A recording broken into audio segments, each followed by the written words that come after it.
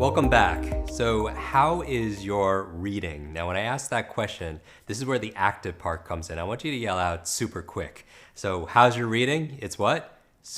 Hey, louder. How's your reading? It's what? It's super quick, right? And part of this is the conditioning factor. And it might not be there right now, but if you're looking at the comments, you'll see like, wow, there's a mass improvement. But here's the thing. Don't compare yourself to where other people are. Use it as inspiration, meaning that everybody is reading different quality of material, difficulty of material. Everyone's practicing at different times of the day. So your numbers aren't going to be exactly like everybody else's because we're all individual. But use it, if you see some people succeeding at high levels, use it more as inspiration. Because I do believe this, that genius leaves clues. That if somebody's doing something extraordinary, you could get similar results. You just need to have the determination and the persistence. Some things people are more naturally inclined than other people, like remembering names or languages or music or something else. We all have our unique strengths, but everybody can improve with the proper training. So when you see other people succeeding, cheer them on because you start developing this positive associations to this growth. And you want to do that with each other also as well. So I encourage you to do that. Now, as we're doing this, we talked about practice makes what? Practice makes progress. There's never a place where you're perfect. You know, for me, I read, I'm an avid reader, but I don't have perfect comprehension. I don't have perfect retention of everything that I do. You know, everybody has stages that they go through. The goal really is growth. The goal is progress, and that's really the goal of this course. Now, as we're going through this right now, I want to give you some feedback that I notice with our students. As you're using your finger, hopefully your feedback is, hey Jim, this is getting a little bit easier. I feel a little bit more focused. It's not perfect for me, but I'm kind of getting the hang of this. And that's really the goal. Even if it feels a little weird or uncomfortable, realize it's only been a couple of days of actually practicing using a visual pacer. But while we're on this subject, what I want to encourage you to do is to start refining your skills. This is a mechanical skill. We've set comprehension aside and we're focused on this act of our eyes following our finger. Now I want to give you a little bit of feedback to be able to really improve it even more. We talked about the macro of using a visual pacer, but I want to talk about the micro in terms of the details. So some people, when they're reading with their finger, they'll use their finger and they'll kind of bend it like this. And when you're going like this, is this a big or small muscle? It's a small one, right? So it could tire pretty fast. What I want you to do instead of that, try this, is to use your whole arm and just go right across the page. Whole arm right across the page and just sliding it left to right to left, left to right, right to left. Now, by the way, this works for reading in other languages also as well, where some languages read from right to left or left to right. This technique will work across the board. But just practice using your hand, going left to right, using your whole arm left to right. And you have this rhythm, right? You're going through it. Now, here's the thing.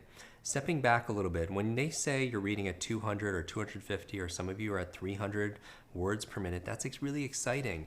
And here's the thing. Most people, though, read everything at their original base rate. So on the very first day, we measured your base rate, and let's say it was 220 words per minute. That person probably reads everything at 220 words per minute. But the goal is to have variety. The goal is having the ability to adjust, that when you want to go faster, you can go faster. And when you want to slow down, you can slow down, because that's really where a quick reader excels. A quick reader has the competence and the confidence to read as quickly as they understand information, but not any faster than they understand that information. They could slow down when they need to slow down to be able to understand difficult information. They could speed up when they're going through information that they already know. So the goal here is flexibility. So we're starting to build your range. It's kind of like a golfer. Right? If you play golf and if you were limited to just using one club for all 18 holes, you would be at a disadvantage, right? But if you have more options, you have more clubs, that's the goal with a quick reader. A quick reader has more clubs to be able to pull on. They could speed up or slow down, they could retain more, and certain things they could just let pass. And that's the goal with what we're doing. So going back to the mechanics of it, use your whole arm instead of just your finger to bend across the page. And the other thing I've noticed with people is when they're reading the book, they'll have it set down on like a tabletop. Let's say they're at a desk and it's sitting flat on the desk. But the challenge is, if I'm reading this book and it's on the desk in front of me, at this angle, are the words bigger or are they smaller at this angle? They're smaller, right? And if they're smaller, over time, is it more difficult or is it easier to read? It's more difficult because they're smaller. So what some people do, it's a bad habit, is they'll go like this and they'll bend down so that the words look bigger. The challenge though is what happened. When I bent down, what did I do to my physiology? I collapsed my what? My diaphragm, my lungs here. And here's the thing, the lower 1/3 of your lungs absorbs 2/3 of the oxygen into the blood. And the reason why you want to be upright is because this is a visual posture, and reading is a visual activity. By keeping an upright posture, it puts you in the visual mode, but the other benefit is you can absorb more oxygen because you're not collapsing your diaphragm. Because a lot of people, when they read, one of the big obstacles, another obstacle that we'll talk about, is reading fatigue. Do you know what I mean? That brain fog or that mental fog that when you're reading, you start getting tired.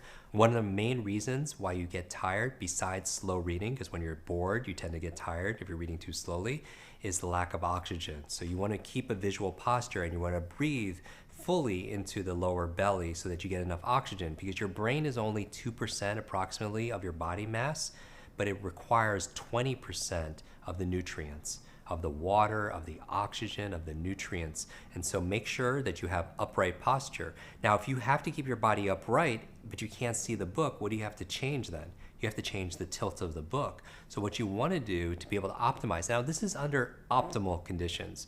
Some of us read in the train or reading different positions. It's not always ideal, this environment, and we'll do a whole session on the optimal reading environment for you in terms of lighting and temperature and your best work environment.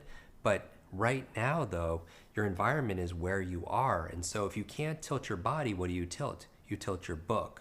So that way you don't have to collapse your diaphragm and you can see the book full on and you can see the words, and you're optimizing that under the best conditions. So what I want you to do right now is I want you to practice reading, but this time I want you to be very conscious of your posture, and also I'm very conscious of where the book is, because ideally you want the book facing almost directly to your eyes as possible so that it becomes easier to read. And so pick up where you left off, and I want you to put a mark in the margin right now where you left off. And I want you to read now for 2 minutes. We're going to do another exercise, 2 minutes. But as you're reading this time, instead of using your finger like this, I want you to just go across the page, margin to margin, and I want you to keep upright and tilt the book at an angle that's comfortable for you. Now, part of this is going to be idiosyncratic, meaning it's going to be your body type and how you're used to using your limbs and your muscles, but find something that's comfortable. It doesn't have to be perfect. You don't have to bring out like a protractor and a ruler and such like that, but notice the tilt of the book so it's easy to read, and I want you to begin reading for comprehension for 2 minutes. Okay, we're going to test your reading speed. So you're going to count when we're done the number of lines you just read. So are you ready? Begin.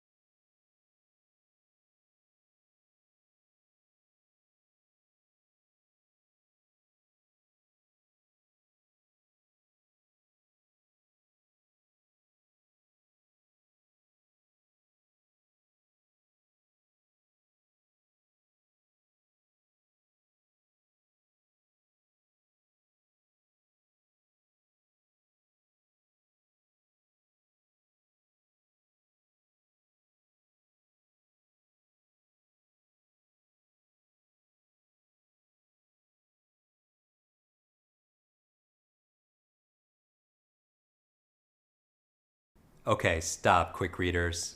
What I want you to do right now is count, you know the drill. Count the number of lines you just read, full lines, divide it by 2, and then share that number.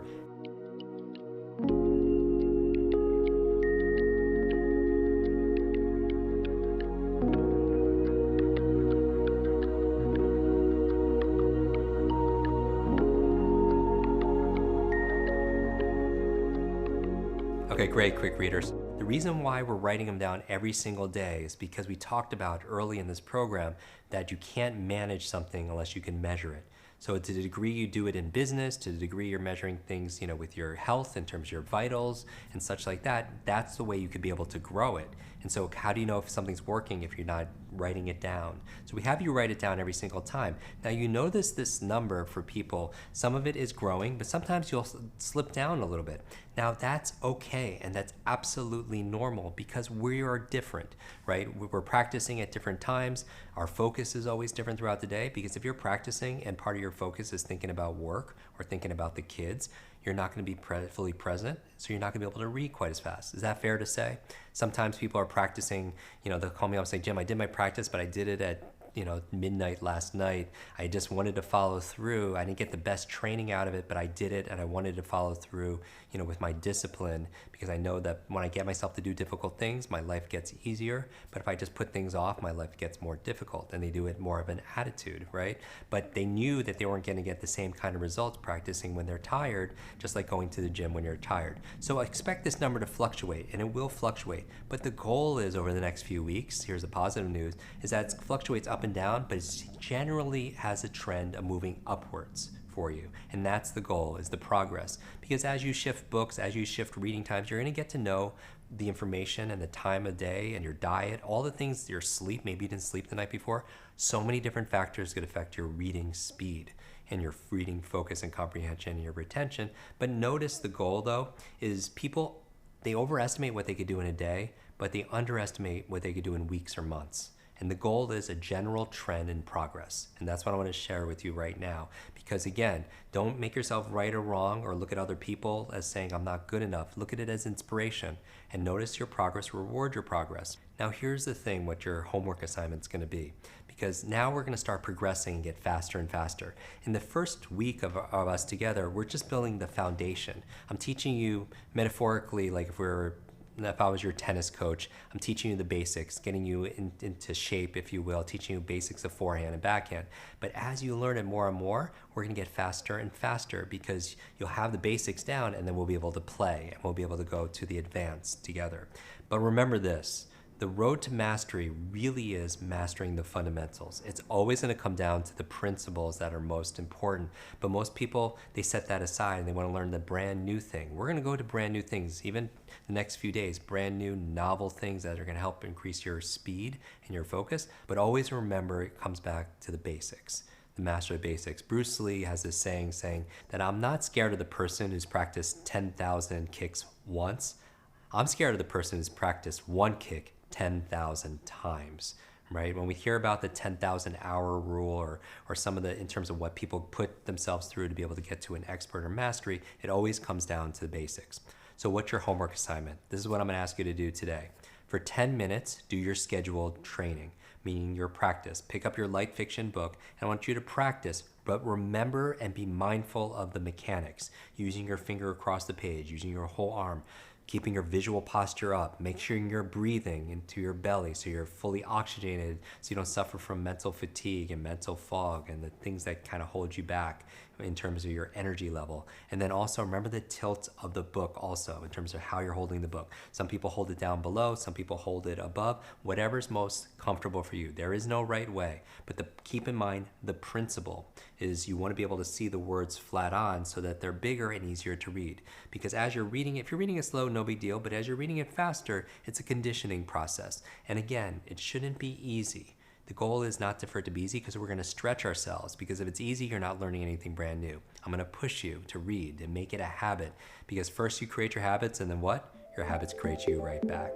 And I'll see you in tomorrow's lesson.